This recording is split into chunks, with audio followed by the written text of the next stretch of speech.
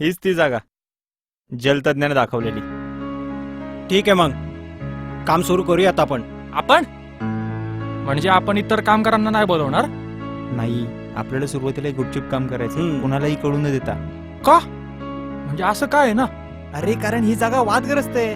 म्हणजे सोलापूर आणि रामपूर या दोघांमध्ये वाद आहे या जागेवरून. यार असा वाद आहे तर आपण मग का खांतो इथं वीर? अरे कारण जलतज्ञाचं असं मत आहे की या जागेमध्ये खूप खोलवर पाणी दडलंय. हा, अरे मग कसली वाट बघताय राव? खानान लवकर वीर. तेच सांगतोय, घे चल.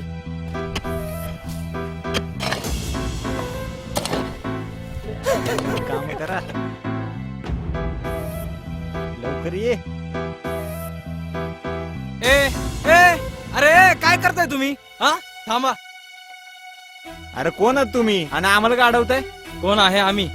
आम्ही सोलापूरचे आणि ही जागा आमच्या मालकीची आहे. सांग याला कोणाच्या मालकीची आहे? छे, ही जागा रामपूरची आहे. असं तर मंडळी, ह्या लोकांची बुद्धी भ्रष्ट झालेली दिसते. तर ह्यांना आपण ग्रामपंचायतीत घेऊन जाऊ आणि तिथेच फैसला होईल की नक्की ही जागा कोणाच्या मालकीची येते. ए चल ग.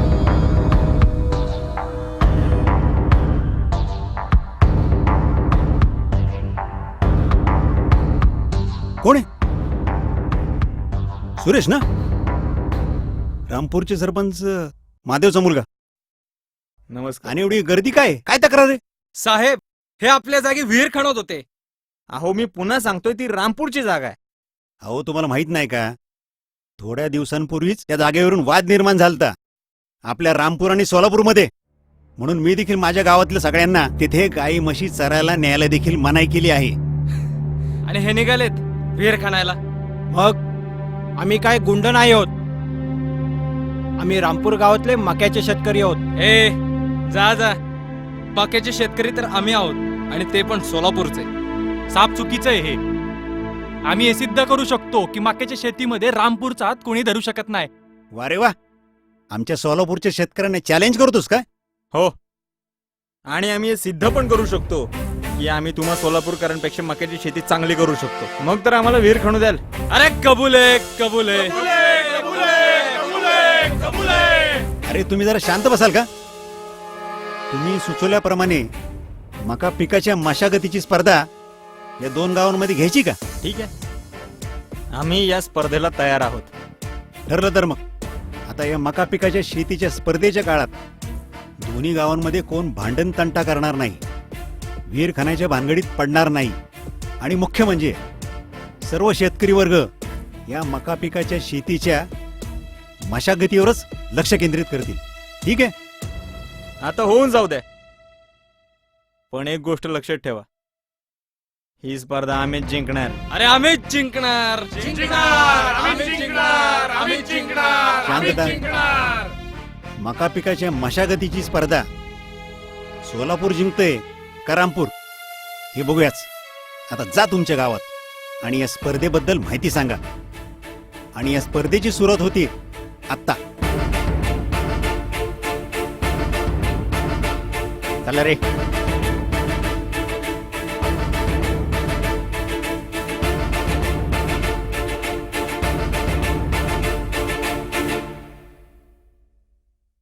चला ना भाऊ, कशाला पाहिजे स्पर्धा बिर्धा? डायरेक्ट विहीरच करून टाकू. नाही भाऊ, ही स्पर्धा आता गंभीर झालेली आहे.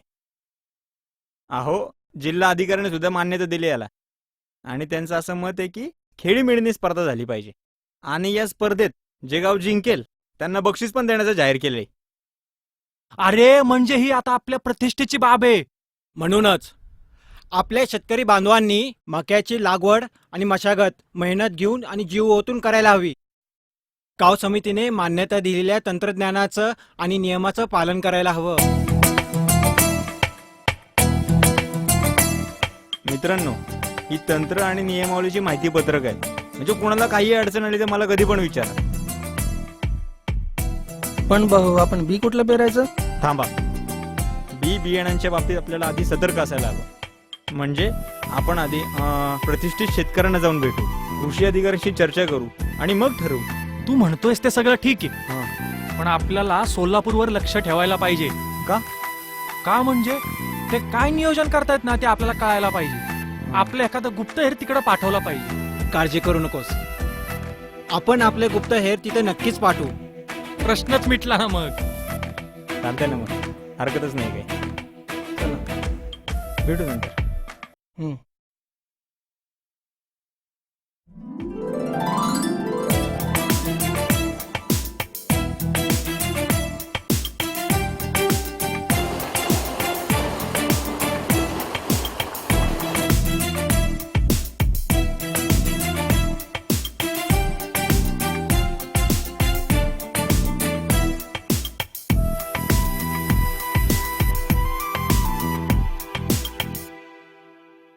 साहेब, मला स्पर्धेबद्दल पहिली आशंका होती, पण आपल्या शेतकऱ्यांमध्ये खूपच उत्साह संचारलाय.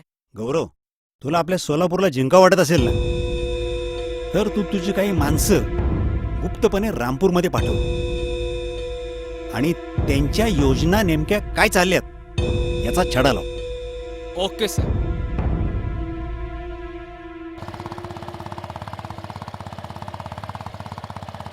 गौरवजी नमस्कार. नमस्कार नमस्कार. मग आज कुठे खणताय वीर? अहो असं काय नाही, सहज आलो होतो आम्ही फेरफटका मारायला. त्या शेतकऱ्यांच्या पिशवीमध्ये काय? पी? काय माहित बुवा, तुम्ही तर शेतातील मक्याचे तज्ञ मंडळी, तुम्हाला तर ठाऊक असेल ना. मग आम्ही असं करतो, येतो तुमच्या गावातून फेरफटका मारून. मारा, खुशाल फेरफटका मारा, पण आता लगेच नाही, 100 दिवसानंतर, कापणी झाल्यानंतर. ठीक आहे ना?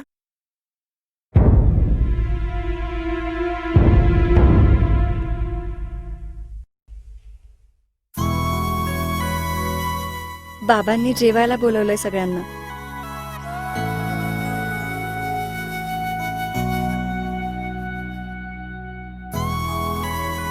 बरं का मंडळी, सरपंच साहेबांनी आपल्याला त्यांच्या घरी जेवायला बोलवलंय. चला तर मग आपण तिकडेच जाऊयात.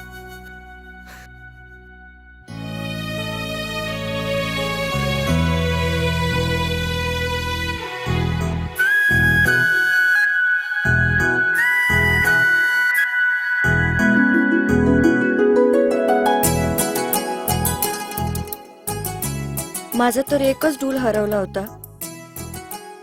पण तू जोडी दिली का? असं तू एका डुलाचं काय करणार होतीस म्हणून मी जोडी दिली. पण मग हा डूल तर एकटाच राहिला. आता मी दुसरी जोडी जमू? काही नको, ही एक जोडी बास आहे. तुला कळतंय का तू काय बोलतोस? तुला माहितीये, तुझा प्रत्येक शब्द अमृतासारखा आहे. मला उशीर होतोय, मी निघते. थांब ना.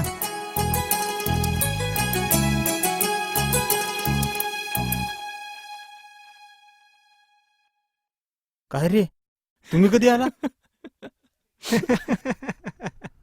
तुम्ही काय पाहिलं तर नाही ना? बघ सुरेश, हा डूल आहे ना एकटाच राहिला. आता चल, आपण याची पण जोडी बनवू. काही नको, नको?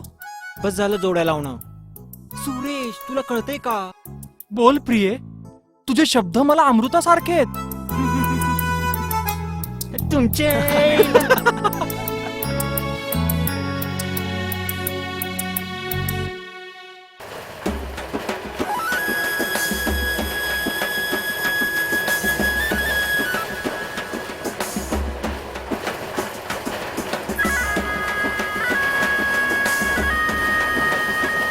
स्पर्धा फारच चुरशीची आहे. दोन्ही भागातलं पीक अगदी समसमान आहे. मला तर असं वाटतंय दोन्ही गावात बक्षीस विभागून द्यावं लागणार. नाही नाही, अहो कणसं जरी सारखी असली तरी त्यातून दाणे किती निघतात यावर विजेता ठरेल. हां. त्यावरच धान्याची टक्केवारी ठरेल आणि उत्पन्नही. आता माझ्या लक्षात आलं, धान्याची टक्केवारी, अधिक उत्पन्नाची क्षमता हं. आणि पिकाची प्रतवारी या निकषावरच विजेता ठरवला जाईल.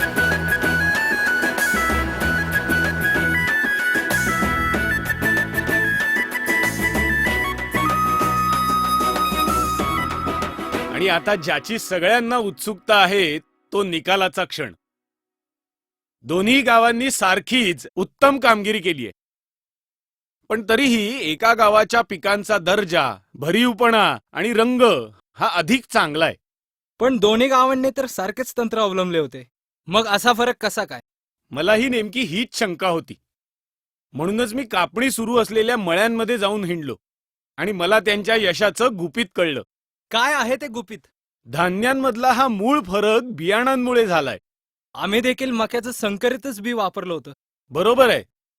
उत्तम प्रतीच्या संकरित बियाणांमुळेच रामपूरचा विजय झालेला आहे.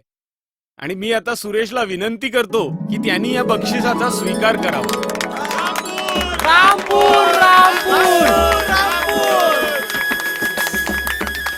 मी सुरेशला आता विनंती करतो की त्यांनी आपल्या यशाचं नक्की रहस्य कशात दडलंय ते सांगावं. जेव्हा आम्ही उत्तम प्रतीच्या बियाणांच्या शोधात होतो तेव्हा आम्हाला खरं सोनं सापडलं. अस्सल 100 नंबरी सोनं. आम्ही काही उत्तम मक्याच्या शेतकऱ्यांना जाऊन भेटलो तेव्हा त्यांचं मक्याचं पीक हेच त्यांच्यासाठी खरं सोनं होतं. कारण ते पीक पूर्णपणे रोगमुक्त आणि कीडमुक्त होतं. कणसं दाण्यांनी पूर्णपणे भरलेली होती, काठोकाठ आणि टोकापर्यंत. अहो इतकंच काय, तर दाण्यांची टक्केवारी पण चांगली होती. त्यांचा रंग गडद आणि मोहक होता. म्हणूनच आम्ही पण हेच 100 नंबरी सोनं वापरायचं ठरवलं. म्हणजेच ॲडव्हान्टा PAC 751. हे मक्याचं बी पेरलं आणि यानेच आम्हाला दिलं हे भरघोस पीक आणि या स्पर्धेचं विजेतेपदही. ॲडव्हान्टा PAC 751 चा ॲडव्हान्टा PAC 751 चा. खरं तर आम्हाला या सोलापूरवाल्यांनीच प्रोत्साहित केलं. म्हणजे माझी अशी इच्छा आहे की त्यांचं पीक आणि उत्पादन सुद्धा वाढावं. आता पुढच्या हंगामात सोलापूर सुद्धा ॲडव्हान्टा PAC 751 मका बीज पेरेल. हो, आमचीही निवड PAC ॲडव्हान्टा 751 मक्याचं बी. ॲडव्हान्टा PAC 751 चा. ॲडव्हान्टा PAC 751 चा.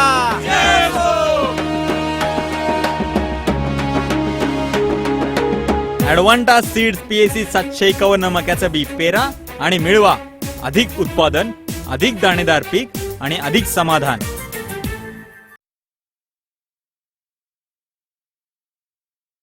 मी 2-3 वर्षापासून ॲडव्हान्टा PAC 751 ही व्हरायटी माझ्या शेतात मक्याची व्हरायटी करतो.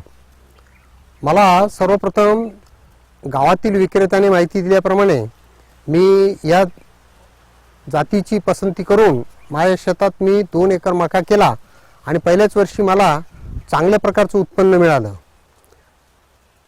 ही जात मक्याच्या कणसाचा शेवट टोकापर्यंत दाणे भरते आणि सगळ्यात महत्त्वाचं म्हणजे आमच्या इथं कंपनीने कॅम्प्स घेतला. त्या कॅम्पमध्ये आजूबाजूच्या सर्व शेतकऱ्यांनी त्यांच्याकडच्या ज्या व्हरायटी केल्या होत्या त्या जातीच्या मक्याची कणसं पण तिथं आणली आणि ती कणसांची दाणं काढून त्या दाण्यांचे वजन केले असता सेलिंग पर्सेंट आपण म्हणतो ते ह्या जातीचं अधिक दिसून आलं. आणि त्याप्रमाणे माझ्या शेतात सुरुवातीला तर एकरी 42 क्विंटलपर्यंत मी उत्पादन काढलं. ही जात ज्याप्रमाणे मला चांगली फायदेशीर ठरली त्याप्रमाणे आपल्या सर्व शेतकऱ्यांनी जर या व्हरायटीची पसंती केली तर चांगल्या प्रकारचं उत्पन्न आपल्याला सुद्धा मिळू शकेल. आपण सुद्धा ॲडव्हान्टा PAC 751 ही जात आपल्या शेतात करावी अशी मी आपल्याला सर्वांना विनंती करतो. मी ॲडव्हान्टा कंपनीचे PAC 751 ही जात लावलेली आहे. तर तिचं उत्पन्न मला भरपूर आलं दुसऱ्या वाणापेक्षा ह्या कंपनीचं. म्हणजे त्याचं कारण की याचे बुट्टे लहान असून दाणा त्याच्या भरपूर भरलेला असतो. निमुळ तर तोंडापर्यंत दाणे येतात. त्याच्यामुळं त्याचं उत्पन्न आणि दाणे जाड लांबाले त्यामुळं याचं उत्पन्न भरपूर येतं. तरी सर्व शेतकऱ्यांनी ॲडव्हान्टा PAC 751 याच जातीची लागवड करून जास्तीत जास्त नफा मिळवावा अशी माझी इच्छा आहे. कारण मला त्याचा भरपूर नफा मिळालेला आहे. मी यावर्षी ॲडव्हान्टा कंपनीचे PAC 751 हे वाण लावलेलं होतं. तर मला या वाणापासून अधिक उत्पन्न मिळालं. त्याचं कारण असं की या PAC 751चं जे कणीस आहे त्याचे दाणे हे शेंड्यापर्यंत भरलेले असते आणि याचं आतील जे लेंडूर आहे हे बारीक असल्यामुळं हे दाणं लांबट आहे आणि वजनदार आहे. त्यामुळं याचं मला भरपूर उत्पन्न मिळालं. तरी बाकी मला याचा भरपूर फायदा मिळाल्यामुळं मी सर्व शेतकऱ्यांना असं सांगू इच्छितो की त्यांनी आपल्या जे फायद्याकरता ह्या वाहनाचं लागवड करावी आणि भरपूर उत्पन्न घ्यावं. गेल्या 3 वर्षापासून मी अडवांटा PSC 751चं बियाणं लागवड करतो मी. तर त्याच्यापासून मला चांगले उत्पादन मिळाले. नारंगी कलर येतो, त्याच्यामुळं उत्पादन बाजारभाव चांगला मिळतो. थोडा वारा अवकाळी पावसामुळे त्याचं संरक्षण होतं, लवकर पडत नाही आणि त्याचा चारा पण चांगला मिळतो.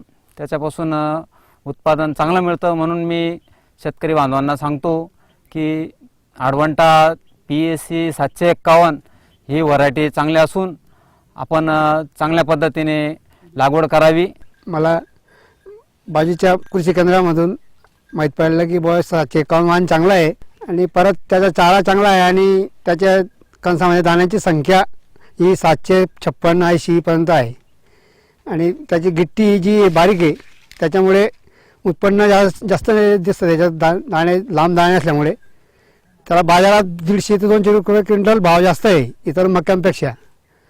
बाजूला आमचा दुसरा मका लावलेला होता त्याच्यापेक्षा उत्पन्न याचं जास्त आलं, वजन जास्त मिळतं याच्याकडनं आणि चाऱ्याचा फायदा म्हणजे एकदम हिरवा कापणीपर्यंत हिरवा असतो. तरी सर्व शेतकऱ्यांना ही विनंती आहे की 751 हे वाहन सुरळीत चांगलं आहे लावण्यासाठी, ते आपण घेण्यास काही हरकत नाही. मी LDच्या दुकानावर गेलो होतो. मी सांगितलं त्यांना थोडं चेंज करायचं आहे. त्यांनी सांगितलं चेंज करायचं आहे तर मग 751 अडवांटाचा मका घे, 1 नंबर व्हरायटी आहे, माझ्या गॅरंटीने घे. ते बियाणं घेतल्यानंतर मी त्याचं उत्पन्न पाहिलं. त्याला 2 फूट 9 इंचावर लागवड केली सारी पद्धतीमध्ये. लागवड झाल्यानंतर मी त्याला डोस दिले. 3 डोस फेकल्यानंतर मला तो 35-38 असा एकरी उत्पन्न मला आलं. आल्यानंतर तो काढणी झाली. काढणी झाल्यानंतर दाण्याचं संख्या पाहिली भुट्ट्यामध्ये 18 रांगा, 45 एका रांगेत 45 दाणे, असे 700-750 दाण्यांची संख्या एका भुट्ट्यात झाली. झाल्यानंतर उत्पन्न घेतलं. उत्पन्न घेतल्यानंतर चारा भरघोसचा आला. पाण्याची संख्या खूप चौडी राहते, पाला जास्त प्रमाणात राहतो. परत चारा छान झाल्यानंतर मार्केटला घेतल्यानंतर नारंगी कलर येतो, डार्क नारंगी कलर येतो.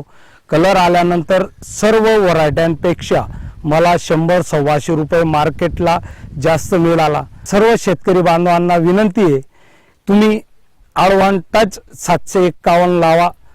पिकाची खूप गॅरंटी आहे, भरघोस उत्पन्न येईल, रब्बीला बी येईल आणि पावसाळ्यात पण येईल. मी अडवांटा कंपनीचे PSC 751 हे वाहन लागवड केले होते. ह्याची उगवण शक्ती चांगल्या प्रकारची आहे, टपुरा दाना आहे, बिट्टी बारीक आहे. याच्या वैशिष्ट्यामुळे याचे जे ॲव्हरेज उत्पन्न चांगले आहे. मी अडवांटा कंपनीचे PSC 751 हे वाहन लागवड केलेले आहे. तरी हे वाहन सर्व शेतकऱ्यांनी लागवड करावी. अडवांटा PSC 751, एकात एवढे तर शेतात केवढे. बारीक बिट्टी, अत्याधिक दाण्याची टक्केवारी, वजनदार दाणे, सर्वाधिक उत्पादन, आकर्षक चमकदार दाणे, अधिक बाजारभाव.